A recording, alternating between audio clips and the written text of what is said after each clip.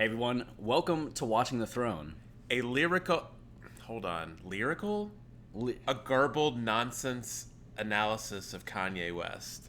Yeah, this is a little out of the ordinary. My name is Chris Lambert. My name is Travis Bean, and it is out of the ordinary, and there's probably some things we're going to end up complaining about, but I have to say tonight was a special night to be a Kanye fan. Absolutely. So you can see over Travis's, well, if you're watching like the podcast or the YouTube version, there's the Mercedes-Benz logo shining in the window over our shoulder. That's because we are currently in Atlanta for the Kanye DONDA listening party. We are within like 1,000 feet of Kanye. Yeah, who's still there. He's definitely there. He's definitely there. And I think he's maybe a little mad. Yeah, he seemed, I mean, it's hard to tell because he had a mask on, but Yeah. we sensed anger. The body language. The body language. So, okay. This listening party. It was amazing on the one hand, because this stadium fits 70,000 people, and it was mostly filled. Like, just the top ring, like the third level wasn't full of people, but all the first, all the second level. So we're talking, like, 20,000 people, it felt like. 30,000? Yeah.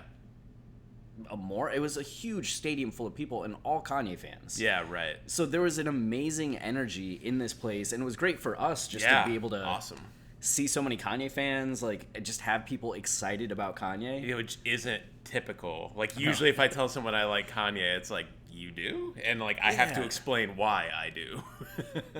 Which there was no defense. It was just like, I love Kanye. Yeah. Let's talk. And that was fun, like all day leading up to the events, like seeing everybody hyped over the merch. People actually like knowing who we are, mostly knowing who you are, but like sometimes you're like, oh, you're the other. I'm like, yeah, that's me. Yeah.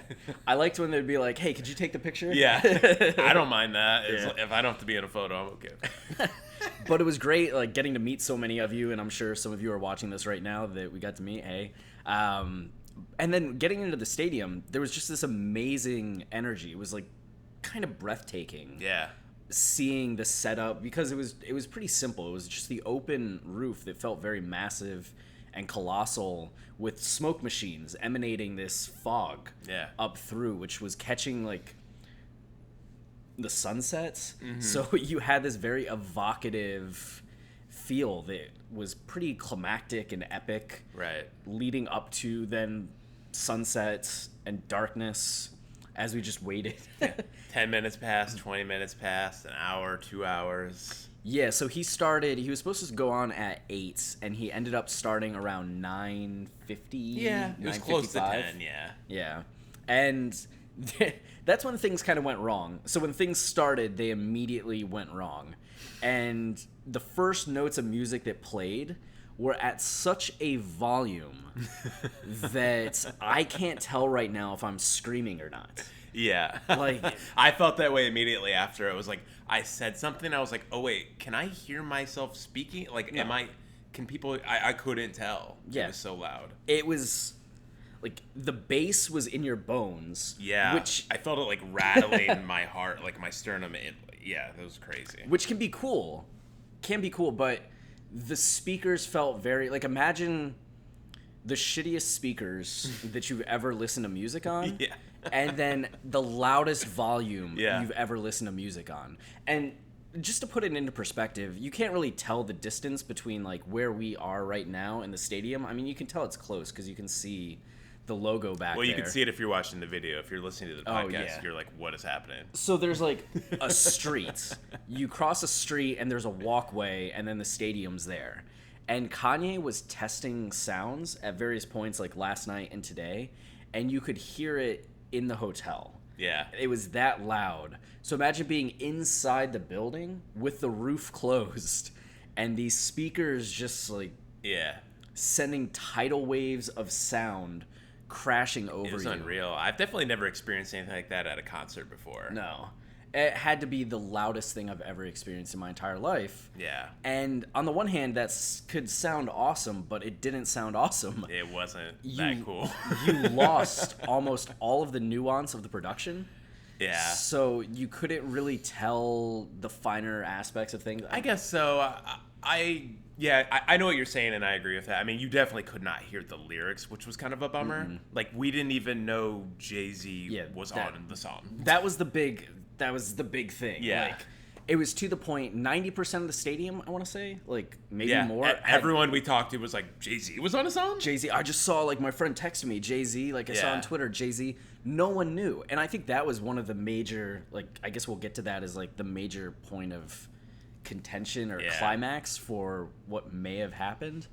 But it was exciting in the sense that we were getting to hear these songs, and you could clearly tell, like, when Hurricane played, right? Like, this was Hurricane, and you're hearing the beats, or when God Breathed on This played, you're just like, oh, man, this sounds cool. But then at the same time, not being able to really tell who the features were, not being able to tell what a lot of the lines and lyrics were, it was just hard to really get into what was happening. Yeah. I mean, well, you were still vibing. I feel like maybe we had different experiences. I will say that I agree with a lot of what you're saying. And yeah, like, you can't really pick out the nuances of the production. Like, that's for sure, when it's like that thumping and like that bass heavy. But I found that to be a very profound experience, both on a visual and audio level. This kind of music is like exactly my vibe, like right up my alley. I am not a traditional like hip hop guy. I think like I love a lot of like old school hip hop, like Public Enemy and Mobb Deep. Like I love bars and I love like traditional production. But I'm also, I mean, my history, I'm steeped in like rock music and pop music, but also like ambient music. And to me, the sound of this album was so different than anything we've gotten from Kanye, but like hip hop period. Like, it reminds me of like ambient artists I like Tim Hecker and like William Basinski and Grouper, like this really like heavy, like resounding sound, to where like, yeah, like maybe I can't pick apart like the exact things that are happening. That'll happen when we can actually hear the full completed thing. Yeah. But the experience of being surrounded by that and being enveloped by that, like that's what I'm looking for in music, and especially Kanye music, is to be overwhelmed. And I found it very overwhelming in a good way. I didn't feel like I wasn't getting the most of it. Just the track list. Yeah. I thought you were passing me a note, like Travis, no. Stop talking. No, you're good. Yeah. So so maybe that's more what it is for me is, and we could talk about the visuals too, because I thought that helped as well. But I really liked how, just like big it was, and like it was kind of more one thing as opposed to like all these like disparate elements I'm trying to pick out. Like, it just like was thumping in my entire body the whole time, and I found that like I found it moving many times. Yeah. Which is why like it didn't bother me as much that I couldn't hear the lyrics. Like, I want to hear the lyrics because I like Kanye; he's a great lyricist. But the first time I listen to an album, I'm not really that concerned about lyrics. Like, I want the vibe. I want the sound, because to me, a great song can't be great if it just has great lyrics and not a great beat. Like, to me, the beat is first, like the sound, the production. Once I have that, once I can get into it, like, then that forms like what the lyrics mean, like what power they can have. So like, I actually thought this was a cool experience to like get what we got, which I found, again, like overwhelming and awesome.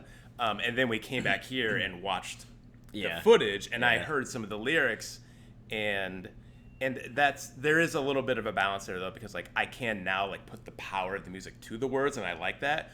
But in the moment, like, it would have been cool to hear like that family song when Kanye's like on the ground. Like, if I had that then in the moment, so like, you know,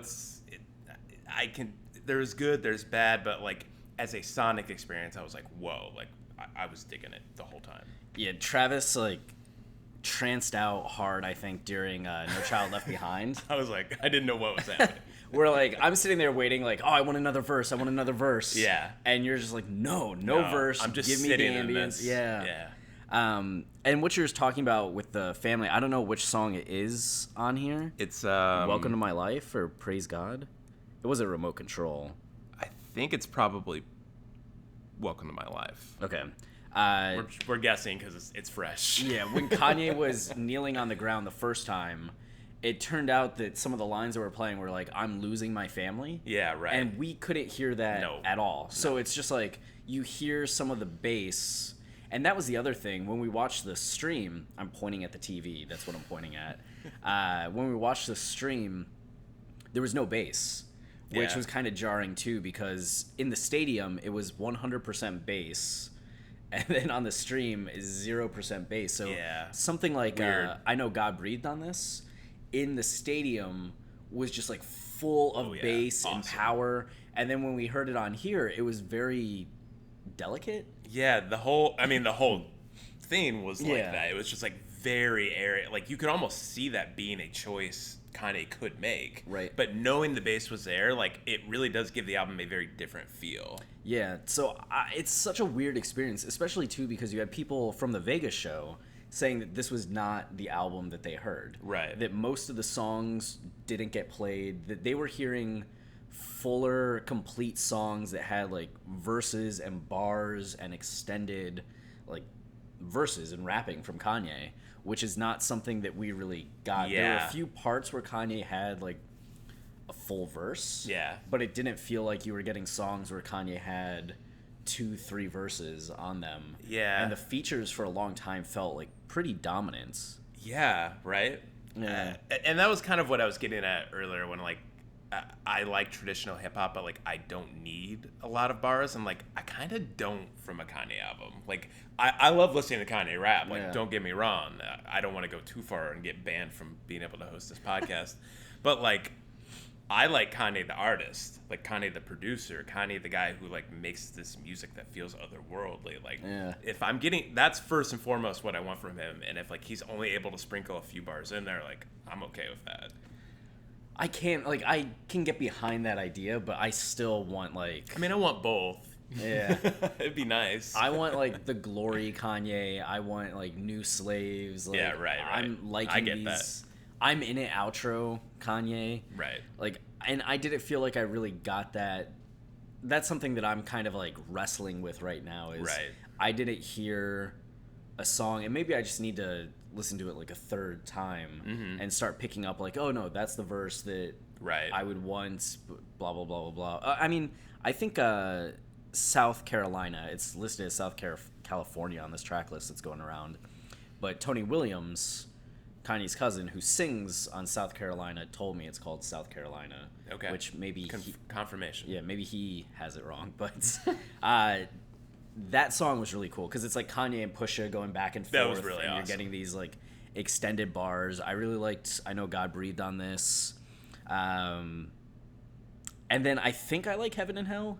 We couldn't really tell what was going on during Heaven and Hell, and that's what built up. So you have Kanye. I'm sure a lot of you saw the live stream, and I think that came with the visuals. The what? The live stream had not just the audio, but the visuals as well. As from inside the stadium. So you see Kanye, like, going around this white screen that was on the ground, and it was only used as a screen once, and that was during Moon. They had the Felix Baumgartner jump for Red Bull when he went to, like, the highest point you can go without being in outer space and leapt down to Earth, which was insane. I remember watching it live. And they just played that for like a minute clip, which it felt kind of like a not big enough use of having a tarp on the ground that you could project a movie screen on. I don't know if he was going to play the commercials and didn't, or if he was going to reveal something else. But when we got to Heaven and Hell, you hear like some of Kanye's parts, and then you hear someone else rapping, and it was indistinct who it was. And as we said, like, it's Jay-Z, but none of us in the stadium knew it was Jay-Z. So when we were watching the stream, you see Kanye, like, holding his hand in the air, like, like, let me hear you, like, do you realize what's happening? And nobody in the crowd reacted. Yeah, not really giving a reaction. There was, like, no, like, huge ovation. Like, there was a larger crowd response for the wave before the show started. And for Hurricane. Yeah, than for like anything else throughout the show. And you have Kanye like waiting as Jay-Z's rapping and none of us could tell it's Jay. And then that ends, and that's when Kanye walked and stood in front of the crowd. And our section started chanting like Yeezy, Yeezy, Yeezy. And you can hear it a little, but it's not the stadium. Yeah. And you're waiting for like the stadium to erupt in applause, like something big. And it's just a staring contest. Yeah. Like the crowd was staring at Kanye. Kanye's staring at the crowd. And then he just walks off. And maybe that was always where the show was supposed to end. Like, and it would make sense. You have the Jay-Z reveal, right? Like, that's the big reveal. Let's kill it there. I'm going to leave. But it just felt like the wrong energy. The stadium didn't feel like they responded to Kanye. And that's because they were deaf from the speakers. And then they didn't know what they responded to. They didn't know, like, it was over. Yeah. There was, like, no direction. And, again, you didn't know it was Jay-Z. It was a build to a moment that, like, nobody could quite process. Yeah, it felt like miscommunication. Yeah. Like, Kanye didn't have a big crescendo in what he was doing. He had just kind of made it back to the beginning point from where he started. But he wasn't, like, overly, like, ramped up and then running up and, like, stopping and letting everybody, like, cheer. There was no climactic action from him. Right. And then because we missed the climax of Jay-Z, he's waiting for adulation. We were talking, and it was kind of like the opposite of Pinocchio Story. Yeah. Where, like, Pinocchio Story is trying to talk, and everybody's, like, screaming nonstop. Like, we love you, you're amazing. The crowd won't leave him alone. Yeah. And here, everybody's there to support him. Yeah. And just silent. Yeah, that must be the awkwardness of it, is like everyone there like loves Kanye. Everyone we talked to like was not from Atlanta. Like they flew from here, drove like 13 hours. Like we're all there to support Kanye. And yeah, this is a very cathartic moment to have Jay back on your song. This album about your mother's coming to an end. Like there's so much wrapped up in it. And you look to the crowd for to approve this catharsis almost. Yeah. Like, you did it. But like, yeah, the miscommunication. Like we didn't know. It's hard. See, that's what's difficult is like I found the whole experience like it's still cathartic because like even though I can't hear the lyrics, like I can hear the tone of someone's lyrics. Like I can tell what the song is doing. I can read Kanye's body language. Like I found all that very moving. But there at the end, like if I don't know it's Jay-Z, I don't know it's Jay-Z. Yeah. Like what am I don't know what I'm cheering for. So that's the awkwardness of it. Yeah, and there wasn't something where like the lights went out so people knew to like stand and applaud the way like a final curtain falls on a stage play.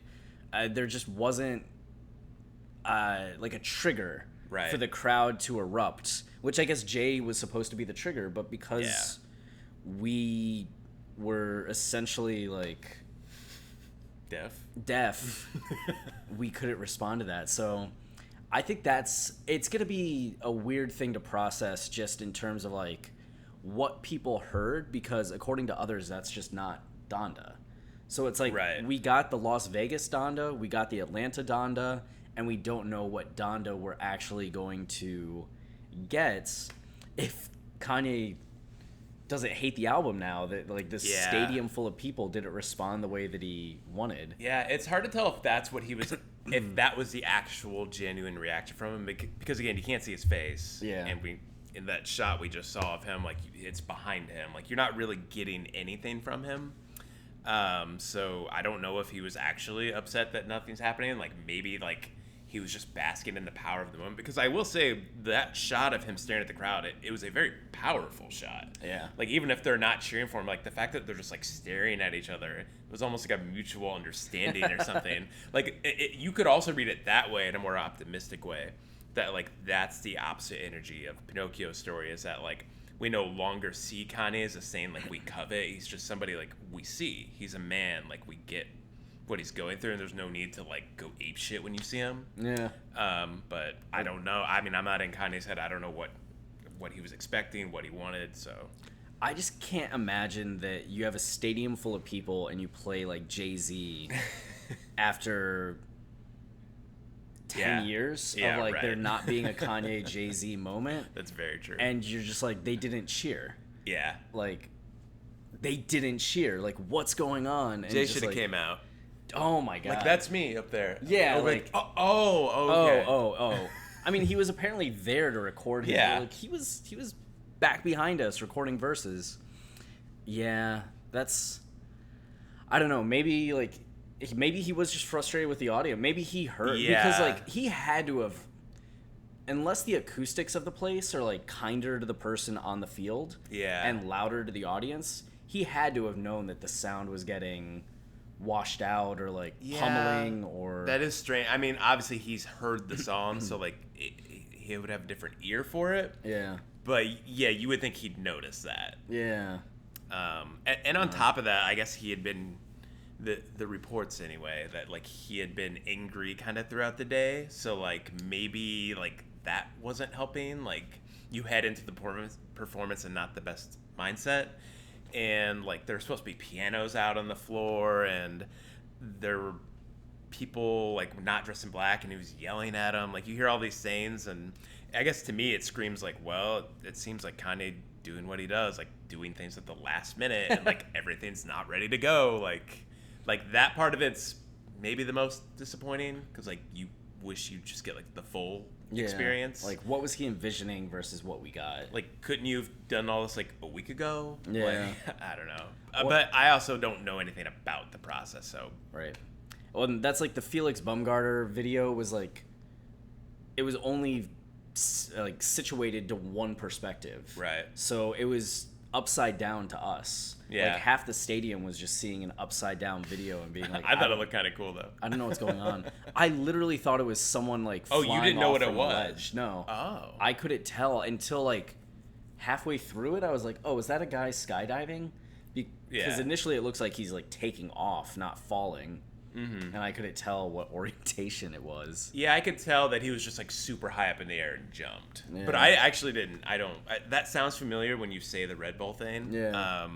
But I didn't know what it was in the moment. I just realized it was a dude like jumping from really high height, and I was like, oh, that makes sense with what Kanye's talking about, like heaven, all that shit. I will say, just people are always like, you love everything that like Kanye does. There were two songs that I didn't really care for. And that was the Junya Watanabe and Remotes. Yeah. I think I actively disliked them. Well, for you, and this is just like something I know about you for forever, movies, music, whatever, like you really don't like repetition that much. No, I don't like a lot of songs that just like loop or stay one thing, which like is weird. We talked about that a little bit in Streetlights. Like, why do I like Streetlights? Because that's form and function, where it's like the repetition's built into the idea of you are just passing the same streetlight, so it makes sense to repeat. Where, Junya Watanabe, I was just like, okay, this is just... I mean, maybe once we hear it and learn the narrative, it would make more sense in that way. That's true. But for me, sonically, it doesn't bother me at all. If it sounds good, like, and I'm wrapped up in it, like, obviously if something went for too long... and it would maybe feel stale after a while, but I just like when things sound good, so I liked it. What was your favorite? I'm still a pretty big fan of No Child Left Behind. I mean, the sound of that is just like, it's special. I mean, and of course, Kanye and Pusha trading bars, like, that's fucking awesome. Oh, in South Carolina? I mean, the fact that exists. I'm very happy about that. Yeah, that was exciting. I think the only reason... Like, I could tell that was Pusha, but it was still something where I was just like, okay, two different people. Yeah. That Pusha's voice is so unique that, like, he went through the bass. Like, you could hear him. Yeah. I knew Pusha and I knew Donda, and, like, that was about it. Yeah. It got rough. But it was cool that like Kim and the kids were there. Yeah, awesome. Like, especially knowing like that he has that song about like, I'm losing my wife and my kid, I'm losing my family. Yeah. While Donda is speaking over him like about the importance of family, like that's very heavy to like have your family there. Yeah. And then on Heaven and Hell, he talked about like being single isn't so bad, which like, so you have some stuff going on there, and then Kim wore like a red outfit that kind of matched Kanye's outfit, and Kanye's outfit was like, Yeah, I feel like we got to talk sweet, about that. too. Like it recalled obviously like My Beautiful Dark Twisted Fantasy era Kanye with the red leather, except this was what, like, was that a Gap jacket, like the round jacket? It might have been, red? yeah. Huh. I hope so. I have it, like, correct me if that's wrong and it wasn't the Gap jacket, but it looked very Gap jacket-y.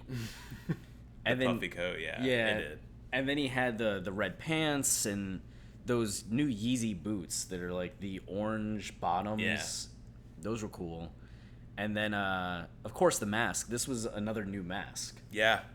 It was it's funny. It reminded me, obviously I don't know exactly what Kanye's doing like with that whole get up in the mask, but I just watched this movie called Pandora and the Flying Dutchman, and it's an old like movie from the 50s. Yeah. And Pandora is like the original woman. And in the movie, he draws a picture of like what he thinks Pandora looks like, and this woman gets mad and like throws paint over it, and he's like, "Wait a minute," and he like fixes it, and he just like gives her a blank face.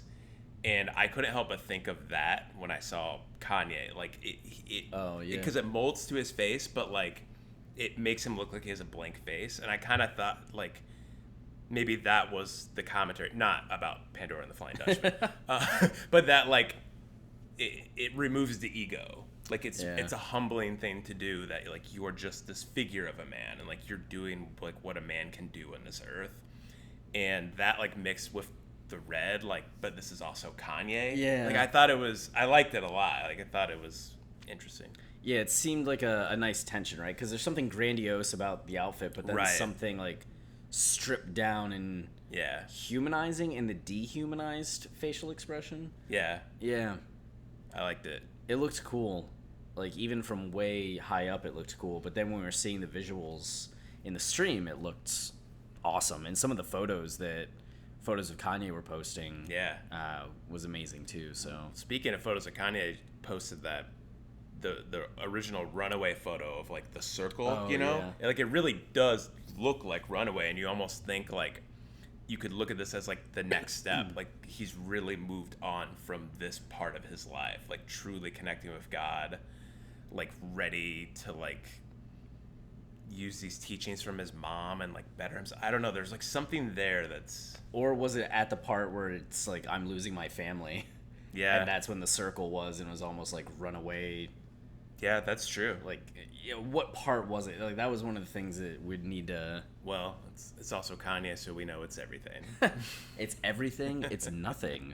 Don't think about it, but don't stop thinking about it. I feel like we need to talk about the setup, because I feel like you were wanting more from him, like what he was doing, like with the walking around and like the whole just visuals. Yeah, like, because you have this huge white tarp, and Kanye walks out, and he's isolated and alone, and I wasn't expecting him to like run up and down the field like touchdown and do like the Dirty Bird, if anybody remembers Jamal Anderson in the 90s for the Falcons. Making a lot of 90 references today. Earlier you referenced Power Rangers, and like the dude driving our Uber was just like stone cold on that. Just did not give me what I was I looking was for. too. Yeah. There's a giant falcon outside the stadium, like a giant falcon. And if any of you ever watched the 1995 Power Rangers movie, or watched Power Rangers when they transitioned. Oh, I did watch Power Rangers, but I still didn't really know what you were talking about. Did you see where they transitioned from like the Mighty Morphin Power Rangers to the Ninja Power Rangers? Or maybe not. No, maybe not that. Tommy, for a little bit, had like a falcon. After he had like the white Tiger Zord, he had like the Falcon Zord. Maybe I would if I saw it, but it just looks like the Falcon Zord. Yeah. And I was just like, that Falcon's huge. It's like the Falcon Zord. And the guy's like, I'm a grown man. Get out of my car. Get out of my car. Yeah. So I just, as Kanye like walked out, I wasn't expecting him to run all around or like dance the whole time, though he did start off by dancing a little bit. But it just was very stoic throughout. Like he ended up kneeling for what felt like 7 to 10 minutes. Yeah, a lot of kneeling. Yeah, and then just walked in a square around the space. And it was kind of like a slow, like, I'm going to let the audience see me at all parts of the stadium, which is kind of like a cool idea. I'm going to get close. He did something similar with the St. Pablo tour, where the floating stage went to all four corners of the room. Right. So no matter where you were in the room, there was a time where you felt closer to Kanye than anyone else in the room. Yeah. Which I think he was doing something similar here, but not much happened. Like, to the point where there were times, like, stretches where I just forgot Kanye was down there. And it's like, oh, like, I haven't been watching, and he's just gone from, like, 7 o'clock in the stadium to 9 o'clock in the stadium. Right. So it's like, visually there wasn't much else, because if you're not looking at him, or if you are and he's not doing anything, there wasn't anything else to kind of pay attention to, because the screen only got used for Moon. Right. So it's not like they were projecting images at times. I was looking up at the ceiling when they first closed it, and you could see people with like flashlights near the top. And I thought it was going to be something where, like, they're going to do something. The choir was up there, like, singing down at you. And it would just be like, oh my God. Yeah. Like, he has a choir on a roof singing down on us, like, raining song down on the stadium. And that didn't happen. Yeah. That didn't happen? No. Oh, weird. So and that's in line with things that Kanye has done in the past. Like, Yeezy Season 3, a lot of the fashion show was, like, the stoic models standing there and not doing anything, which was the same thing with Yeezy Season 4 that was so critically panned. Right. Because it was, like, 99-degree weather, and they were passing out, and it was just a lot of not much happening, which tends to be something Vanessa Beecroft likes to do. She likes to have you kind of, not wallow, but, like, really bask in this, like, stillness. Right. And I think Kanye probably likes that aesthetic too, and there are times where I think it can work, but it just wasn't enough activity to the point where, like, the energy to me just kind of plummeted from not having much to really go on. I mean, it doesn't plummet in the sense that, like, you're still hearing new music, you're still excited about everything, but when you don't know any of the songs, you heard the pop for Hurricane. Yeah, right. Because everybody knows Hurricane, so when it finally played, you feel this, like, energy spike. But if you don't know any of the other songs, it's hard to, like... Yeah, totally. There's no Especially when you can't really hear the other songs. Yeah. I mean, the same thing happened... I've talked about this on the podcast before, but I saw Kid Cudi 3 days before Man on the Moon 2 came out in, like, 2010, 2009, something... 2010? 11? I don't know. But... he didn't play any songs from Man on the Moon. So it's like everybody there is wanting to hear Pursuit of Happiness, Day and Nights. I wanted to hear Heart of a Lion, but I'm guessing, like, Solo Dolo? I don't know, like Skies Falling, like all these other songs that they love from that album, and he refused to play any of them. And so it was cool to hear all of the new album, but because nobody knew any of the new songs... Right. It's just, you kind of felt the audience being like, okay, like, that was cool, but, like, where's the song I'm really gonna, like, gravitate to? So that was another thing, like, not having the recognizable songs, not having Kanye do much, and then not being able to hear the beauty of the new songs, all, I think, kind of combined to, I don't know, just have a weird reaction from the crowd. Or at least leave me, in terms of the show, being like... Yeah. I'm really happy we got to have this experience, but I wouldn't put it up there in terms of, like, performance as, say, like, the St. Pablo tour or, like, what we've seen of the Yeezus tour, or even what I saw at, like, X Games. Right, yeah. It's funny, like, everything you're describing, like, you wish more would have happened. Like, I totally get that, and, like, that would be cool, but I just feel the exact opposite about every single thing you said. Okay. Like, I feel like everything you're pointing out, like, that was the point. To strip all of that away. Yeah. I mean, I feel like it can't help that you weren't vibing with the music as much, and you couldn't hear the lyrics, and, like, that was probably distracting in a way. So you need something to latch onto, and Kanye's not giving it to you. Yeah. He's, like, off in a corner. Right. And it probably helped me that, like, I was vibing with it. So, like, it was a very...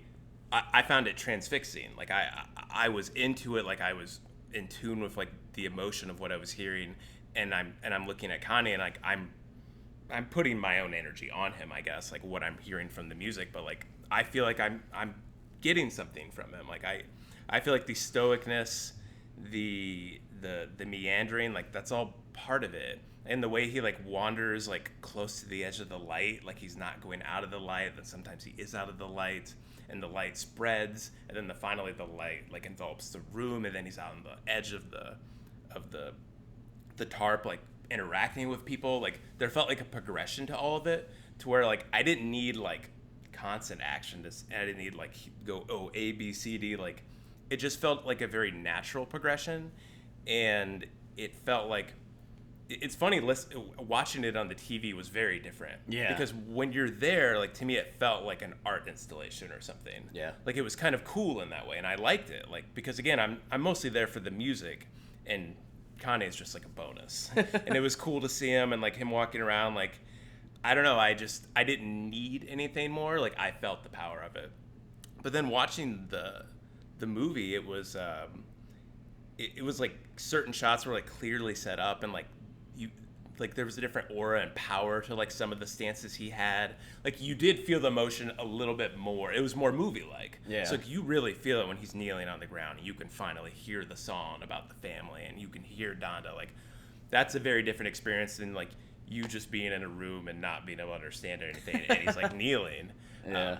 But again, like I can sense in that family song that like, oh, I know this is an emotional moment, and I know he's on the ground, and there's something almost more powerful about being so far away from him and not being able to like read the exact body energy. All you just see is this man who looks defeated over there. Like all of that, like I don't know, I was just into it the whole time. Like I didn't need any more from Kanye. I see, this is what you're saying, like you always defend everything Kanye does. Like I kind of am. Like I just take what Kanye's giving me, like because I trust him. I think he's an awesome artist, and like I kind of just go with it. Yeah. I mean, that's fair. I would feel like just in terms of what I know of your tastes, it would align more. I mean, yeah, it's like so minimal and bare. Like it does remind me of like Abbas Kiarostami and like Yao Fan, the guy I just talked about that made number 7, Cherry Lane, and like Maya Deren, like just like experimental, like still stuff. Like I really like stuff like that. Who did Certified Copy? That was Abbas. Okay. Kiarostami. Certified it is a Copies, lot like this meandering movie that's Iranian? Not much happens. Well, the director's Iranian. Okay. Yeah. Yeah, and not a lot happens, and it's like two people kind of going on a date but not going on a date, and they're like a married couple, or like they're divorced, and like but they're pretending that they don't know each other. Yeah, it's a strange movie. So there's like a lot of beauty in the nuance of it, and I remember Travis like raving about it, and then I watched it and I was just like, that is like a quintessential yes Travis no Chris movie. Yeah.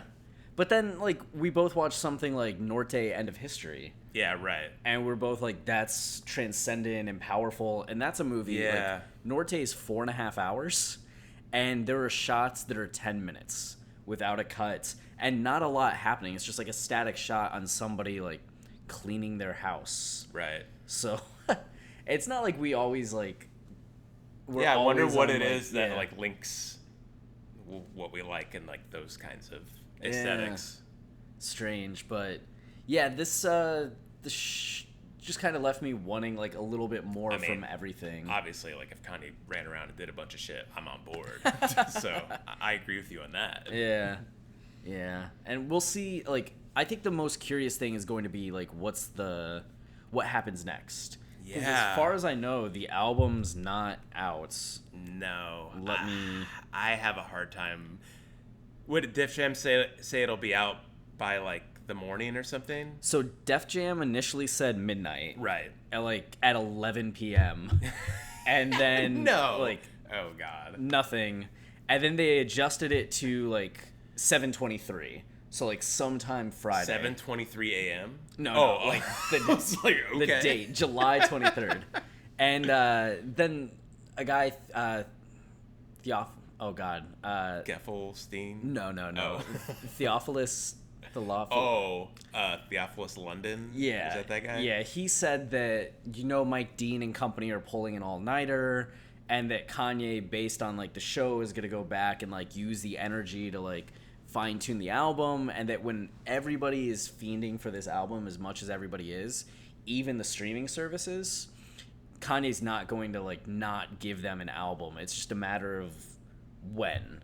And it might be in the morning. I hope he listens to this show so he knows. Like, look, we were vibing with it. We didn't know it was Jay. We just didn't know it was Jay. Like, don't toss the whole thing. We just didn't know. Could you imagine he just cuts Jay? Because he's like, obviously the people don't like you anymore, Jay. I don't like that. No. Especially because Jay was talking about, like, the Throne getting back together, which, like... Yeah. We need Throne 2. We need like, Throne 2. It has to happen now. Maybe we would cover Throne 1 if we get Throne 2. Oh. Watch the Throne, but, like, they're dads. Yeah. It's just, like, dad energy. Every song's about, like, their kids. Yeah, and, like, drinking beer and eating chips and watching baseball. Yeah. Being Every like, song. How much money did your kid raise selling lemonade?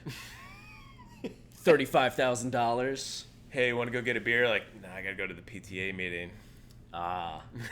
Oh, yeah, I have to actually go to that too. You want to carpool? Like, yeah, I do. The Otis sequel is them going to the PTA meeting and just, like, them driving in the stripped-down car with, like, the chains going along the ground and... Otis Redding, but, like, slowed down. Yeah. Yeah. Kanye, if you're listening, take it. It's yours. It's all yours. But we'll see, like, if it's something... Because Life of Pablo dropped at... What was it? 2:30 a.m.? 3 a.m.? But, like, a few days later, right? Well, yeah. It was the... Madison Square Garden was on February 11th. And nothing happened. And it wasn't until Saturday Night Live a few days later on February 13th. That's right. And then the album officially came out February 14th. So it was like 2 a.m. on the 14th. Right. And that could be something that Kanye repeats, like it comes out in an hour. Right. Or it could be something that I think Ye and Kids See Ghost both came out, like Ye at like 9 a.m. and Kids See Ghost at like 11:30. Yeah. And then what was the other one? Jesus is King came out around noon. So Kanye albums dropping at midnight almost never happens. But we know there's a whole team of people still back there working. Apparently Kanye slept there last night, so... I know people are going to be pissed, and, like, I am definitely disappointed. Like, I feel so stupid, actually. We made that whole podcast. I'm like, oh, it's ready. Like, it's done. Like, you heard No Child Left Behind. Like, that song's done. Like, he's ready. Yeah. No way. It's never going to happen. But I don't know. I always trust Kanye, and I want him to take as much time as he needs to get it done, and I'm okay waiting, even though I paid a bunch of money to fly out here and, like, hear it. We could go back over there and just, like, knock on the door. Demand to hear the finished album. Yeah. Hey, Kanye, are you still there? Can we hang out? And he looks out the window. He's like, "Have to watch the Throne, guys." Like, yeah, call security. Yeah, get him out of here. We didn't give him press credentials. We don't want him coming in here. We didn't get those. No, we applied. We're like, we have the Kanye podcast. We have the Kanye YouTube channel, and they're like, We're on the no list. We just never heard from them. Maybe they'll get back to us tomorrow and be like, "You're approved," and we'll be like, because they really like approving us after it's done. Just like the ultimate fuck you. Yeah, they're like, "All right, we'll come back to Atlanta and just wander the stadium." Well, any other thoughts on the experience? No, it was really awesome. Like, people actually coming up to us and, like, knowing us. Like, that's so awesome. Like, that... Like, it was very... I guess it... Like, you could see that being, like, something that fuels the ego. But, like, I found it very humbling. Like, I was kind of... because we started this podcast, like, 6 years ago. And, like, sometimes I think, like, nobody listens to this thing. Like... It's just cool that people just like Kanye and they like talking about him and they like two people who are this dedicated. Like, it's awesome to be around that energy. Yeah, it was very meaningful. Because as Travis was saying, we do so much of this in isolation, and we're not part of like a company where you're hearing things from people all the time. Like a lot of our following on Twitter has never listened to the podcast, right, or watched the YouTube channel. So it's like you do things and you're just like, how much of an audience do you really have? How much do people like care about what it is? Right. and to really, for the first time, have so many people. There were people like waiting in line to talk to us. Yeah, like there was a spontaneous line, and this woman working as like a usher at the stadium / security maven. Yeah. She was just like trying to shuffle people away, and she's like watching for 15 minutes. Yeah, as, like, we were there for a while. Keep coming up to us, and then she's like, "You have to leave. Like, get over there. I don't know who you are, but get out of here. What's going on? Just like move." And we're like, "Okay." Man, but it was so cool. Like this guy named John brought the Yeezus book, and like we signed the Yeezus book. Yeah, like we wrote the Yeezus book, and that came out 2019. Yeah, like June of 2019, and that was like an undertaking. Or was it 2018? It might have been 2018. I think it was 2018. Oh man. Okay, so we have like a whole Yeezus book that like 3 years later we're getting to like sign autographed copies, which was really fun. Surreal. Yeah, this was like a Super Bowl for us. Like it really was. You know what? We might have been more popular than Kanye. Nah, but at times it felt that way. There was my favorite one though. There were these two guys, and I think they were twins. They were literally doing laps around the stadium until they found us. Like they were jogging by, and they jogged past us, and one of them was like, "Chris, Travis," and like turned around and was like, "Good, that's him." Yeah, and they were just doing laps. Yeah, that was really fun. Like just the fact that like they had time to kill, and they're like, "We're gonna find Chris and Travis." We know Kanye will be on time. Let's go run around the stadium. And they caught it like within one lap. Like yeah, they did it. That was pretty good. Kudos. That was pretty good. Well, okay, we'll see what the final product is and when it comes out. I hope I can listen to it on the plane tomorrow. Yeah, that would be ideal. And if it does come out this weekend, new episodes, like deconstructing the album, looking at the meaning of songs, lyrics, will start next week. Otherwise... I don't know what we're going to do. I'm so ready for Donda. If we don't get it, like, I'm supposed to go back to talking about 808s and Heartbreak? Yeah. Yeah, man. And then My Beautiful Dark Twisted Fantasy. You're gonna make me talk about those albums? Okay, that doesn't sound so bad. It's not a bad trade-off. But hopefully we have some more information this weekend, and of course we'll be making more YouTube videos as updates. So if you're only listening to the podcast, check out the YouTube, and if you're only watching the YouTube, check out the podcast. Crisscross. All right. Well, I guess there's nothing else to say besides stay wavy. Benz.